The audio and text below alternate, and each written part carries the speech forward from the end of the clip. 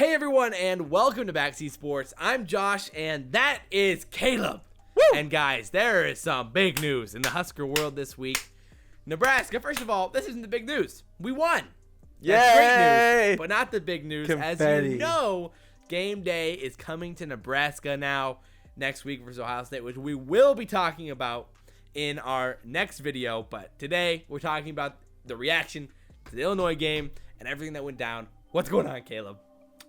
Wow, that was a lot more of a nail biter than I thought it would be.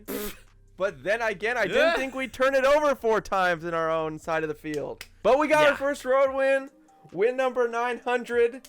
Yeah. Eat it, Notre Dame. We got it before you did. Yes. Suck it. It is crazy that we were playing on the same night. Like, literally, they had 899 wins. We had 899 wins. And they lost and we won. So we made it there to 900 first, which is pretty cool. Yeah. But you lost to little old Georgia. What a bad team. Yeah, what embarrassing. A trash can. They're trash over there. We Terrible. beat the powerhouse Illinois. Yeah. So, I mean, my goodness, as you all know, it was a little bit tighter than we would have liked it, a little bit scarier, a little bit more nerve-wracking, and a lot more anxiety around the state of Nebraska than there should have been on Saturday night. But at the end of the day, Nebraska came out on top. A win is a win is a win, as you know, is a win. It's a win. And I think it was important that Nebraska learned how not to lose, how to win a game at the end when it mattered the most, how to clutch up when it matters the most. And they did against Illinois on the road, which isn't easy to do even against Illinois. And overall, a pretty positive experience as a team, I think. You look at this game, we should have lost 4 turnovers. Also 11 penalties for over 100 yards.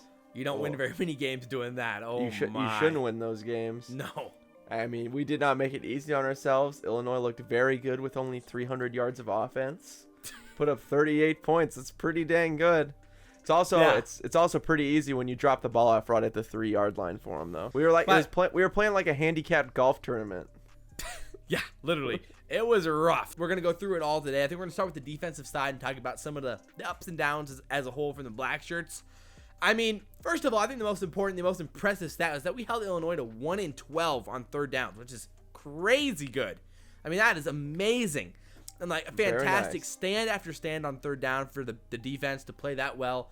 Shut them down again. I mean, they made some big stands when it mattered the most at the end of the game. Another situation where our defense played a pretty solid game, but the scoreboard doesn't tell the whole picture. Today they were caught off guard at the beginning of the game, obviously, with that 66-yard touchdown, but they tightened it up pretty well after that and only allowed basically one legitimate drive for the most part after that besides turnovers. So overall, pretty solid performance from the defense. We stopped Peters really well. I mean, he had 9 completions for, not out of 22 throws for 78 yards.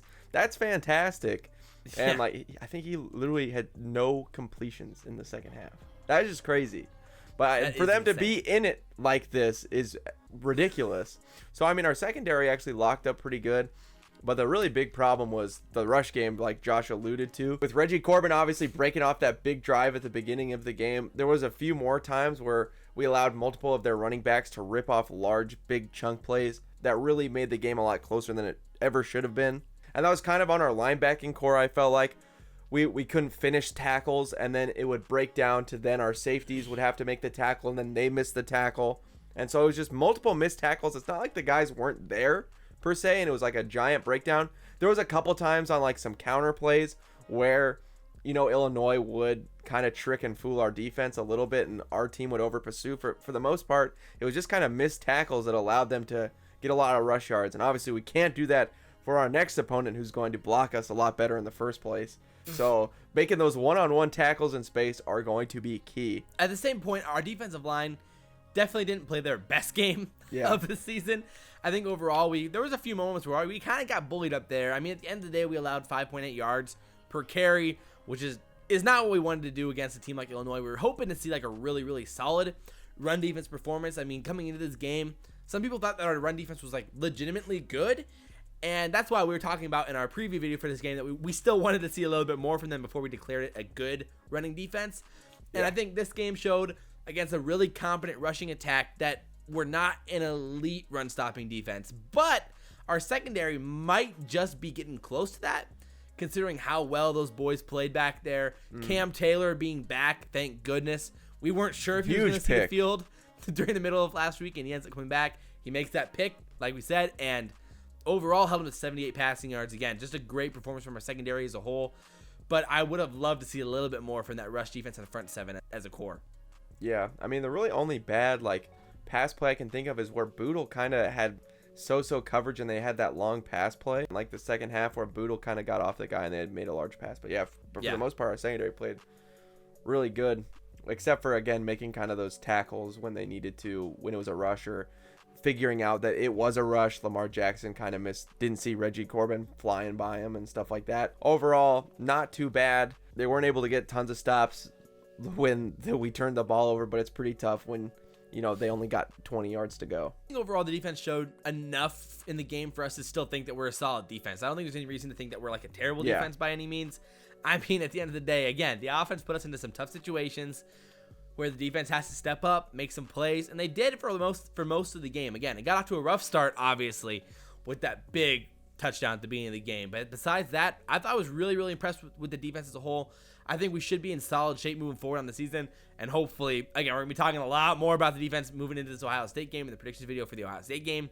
But I think we should, as a whole, can be pretty happy about what we saw, for sure. And then kind of moving on to the special teams, we had a really rough game. This is our worst special teams performance by far of the year. Man. This and the turnovers really equated to the difference. We had 6 penalties on special teams. 6. That's so bad. And another blocked PAT. You think we'd figure this out? I know that there's kicking problems, but still, you got to be able to make extra points. And for another blocked PAT, 4 in the last 2 games? 5 block kicks total? That's so bad. Oh, it's horrible. Oh, man. Again, the new kicker, but we're not being able to get that ball in the end zone. And then we weren't able to tackle on kick returns. And then on our kick returns, blocking the backs. Offsides. What was up with that? Multiple offside plays. We need to be way more disciplined on the special team side. And that's a giant red flag. 3 phases of football, and you can't ignore this one. Our special teams needs to look a lot better than they did this week. Yeah, I mean, we have to be at least a little worried after these last 2 weeks now with just horrible plays from our special teams as a whole. Our kicking units have been just terrible. At this point now, Scott Frost knows we can't trust our kicking team whatsoever in any scenario besides at the goal line. Scott Frost made the decision at the end of the game to kick the field goal, which was basically an extra point. Yeah. I mean, that's the only place we can even potentially trust our kicking team right now. It's going to be rough playing against good Big Ten teams when we're sitting at the 30-yard line, 4th and 7, and you have to make the call to have to go for it on 4th and 7 because we can't kick a 40-yard field goal. And that's going to happen the rest of the season. So hopefully we get some type of news about Pickering at some point so we have an idea of when he's actually going to come back, because right now it is rough in Husker land for kickers. And we make the first field goal. That puts us up 7. And Scott Frost talked about the stereotypical thing, man. Yeah. The one, we could have put the game away, like Scott Frost said. The one play you wish you could get back was that, we're on the 1-yard line.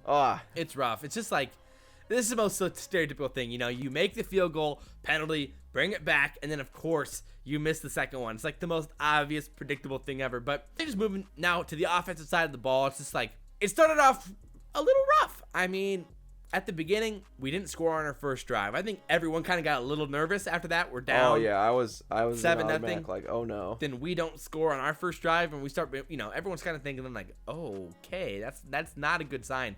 It didn't look great.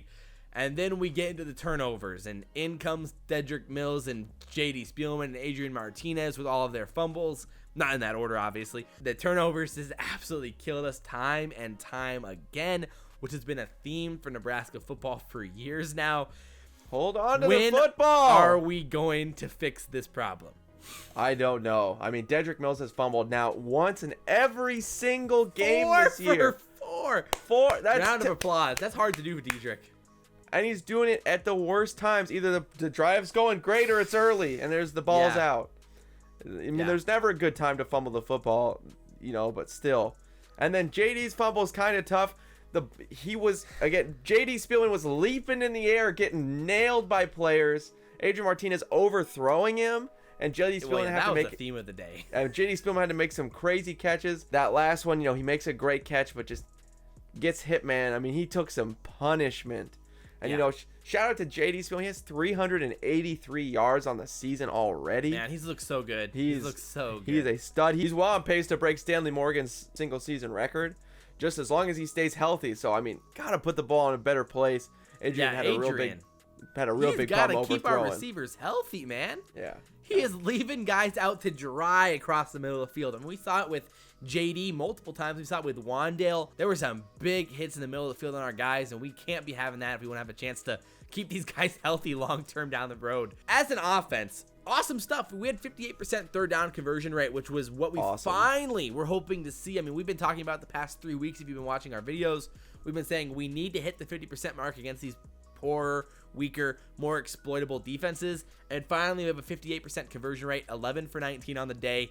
In the second half, we were just absolutely dominating on third down. Every single third down seemed like it was going our way, which was really, really encouraging news.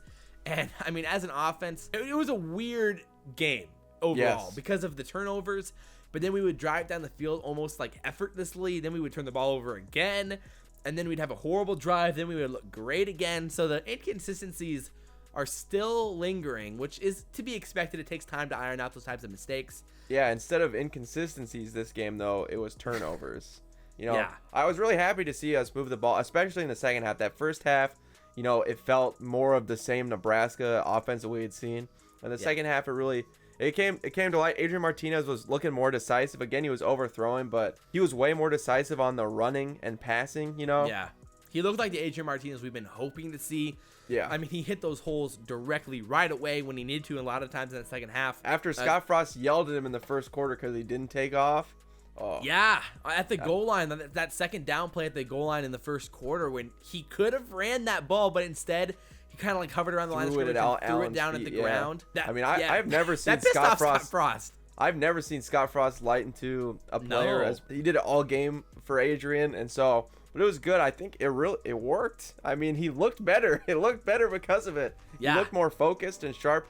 Again, he was overthrowing, but man, at least he was decisive finally. It was nice to see him that way because he had been tentative. And he's a better player than that. We know he is. Again, we've been saying it. We've been like, when is this coming? When is this coming? We know it's somewhere. Where is it, Adrian? And No, literally. I mean, he ended up having 327 yards passing and 118 yards rushing. So he had a fantastic night. A lot of that came in the second half. He was absolutely on fire in the second half and looked fantastic. So hopefully that's what we can see moving forward. Hopefully we finally found the secret code to unlock the Heisman candidate Adrian Martinez that we should have had at the beginning of the year. But he looked fantastic. Obviously, the next guy that I think we need to talk about, we have to talk about, is the man himself, the freshman absolute monster. Wan'Dale Robinson looked incredible in this game. He finally had the opportunity to shine that a lot of people were hoping he'd be able to get, and he was showcased in this game. Yeah, I mean, I'll say that Josh and I, we told you so. We knew that would be a few games in. Wan'Dale Robinson would come into his own. We said it at the beginning of the season, like at some point, Mo Washington, like everything he started to get touches, the confidence builds, and then you start being able to play great. And we knew it would happen for Wan'Dale, and we gave him the amount of touches I think that he really needs to be effective in this offense. He had 8 receptions for 79 yards and 2 touchdowns. And man, that first one, he made an absolutely fantastic move. I don't remember if it was a corner or safety. It was somewhere in the secondary. He broke a guy and ran in for his first touchdown. Yes. It was awesome. He had 19 carries as well. Obviously, we needed it because poor Mo got hurt. That one. And just shout out to Mo Washington there. He was toughing it out even though he was in pain. And again, looked incredible. Even hurt. He broke one off, and I knew he was hurt because usually Mo Washington, once he gets that second level and he's on a sideline, it's touchdown. And and the second he wraps up the ball to protect you, like, man, he's not okay. Hopefully he's healthy, man. He averaged 8.9 yards per carry in the game on 10 carries. Looked fantastic, and we need him. Like, you can't emphasize how badly we need him going into this Ohio State game. So let's hope he can be at least near 100% for the game. But that's for the next video for sure. But yeah, Wan'Dale looked incredible. I think he's going to be a foundational piece for this offense for years to come.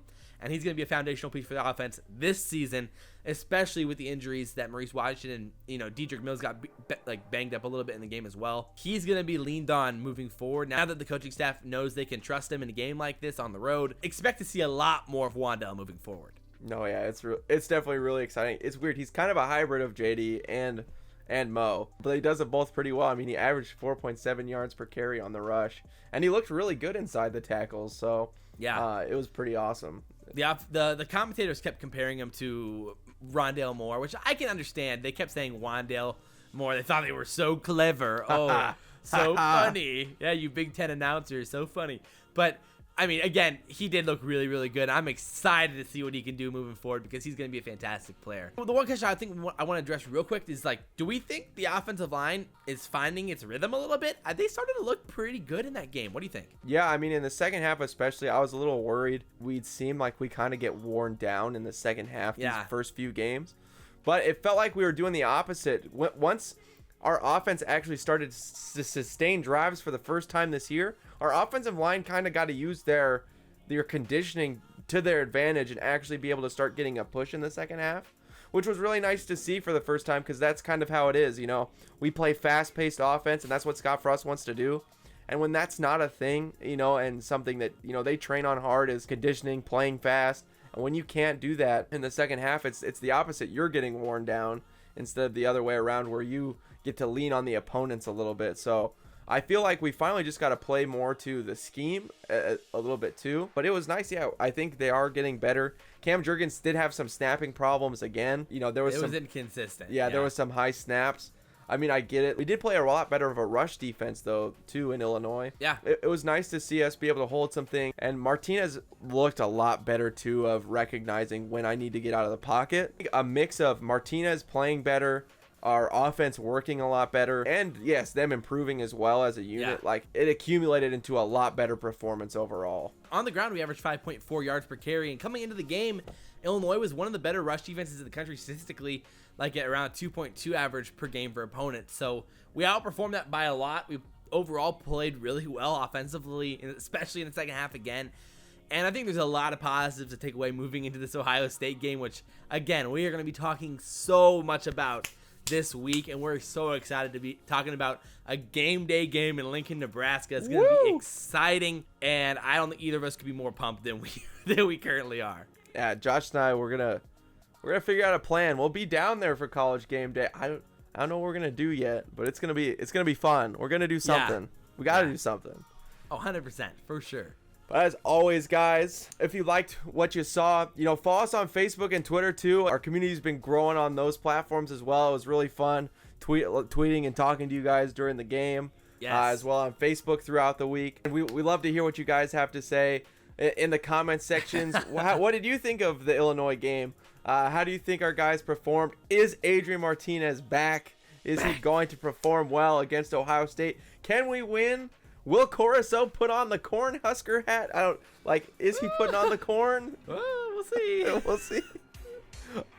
All of these things, all of the above. We love to hear what you guys have to say. We love the comments. We love you guys. And as always, guys, I'm Caleb. That's Josh. This has been Backseat Sports, and we'll see you next video. See ya, baby.